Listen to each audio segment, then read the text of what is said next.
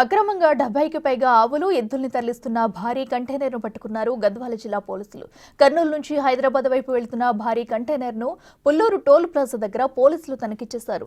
అందులో భారీ సంఖ్యలో ఎద్దులు, ఆవులు ఉండటం చూసి షాక్ అయ్యారు. వాటిలో కొన్ని చనిపోయినట్లు కూడా గుర్తించారు. ఈ విషయం తెలుసుకున్న మానవపాడు గ్రామస్తులు ఎద్దులు, ఆవుల్ని సంరక్షించేందుకు ముందుకొచ్చారు.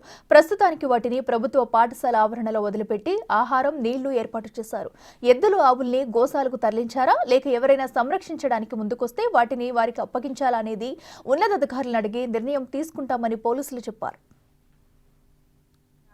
గోవులను రవాణా చేస్తున్నారు సాక్రిఫైడ్ చేయడానికి అని చెప్పేసి మాకు డ్యూటీస్ ఇక్కడ పుల్లూరు టోల్ ప్లాజా కాడ వేశారు.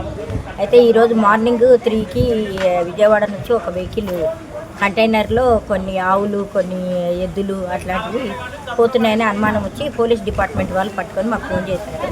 మేము వచ్చి వాటిని సీల్ చేసి ఇక్కడికి ఎక్కడైనా ఒకరికి రైతుకు వాళ్ళే ఇన్ఫార్మ్ చేశారు. పోలీస్ డిపార్ట్మెంట్ వాళ్ళు ఎవరైనా ఇట్లున్నాయి, ఎవరైనా పెట్టుకుంటారంటే మానపాడు నుంచి రెస్పాండ్ వచ్చింది. మానపాడు దగ్గరికి తీసుకొచ్చి ఇక్కడ హై స్కూల్లో కొంచెం ప్లేస్ ఉందని చెప్పేసి హై స్కూల్లో వాటిని తీసేసి వాటికి మేతా నీళ్లు అరేంజ్ చేయించాం సార్ మేము. అయితే అవి విజయవాడ నుంచి హైదరాబాద్ పోతున్నాయని సమాచారం. మొత్తం ఎన్ని ఉండొచ్చు మేడం? మొత్తం ఎన్ని ఉండేది? మొత్తం 70 దాకా ఉన్నాయి సార్.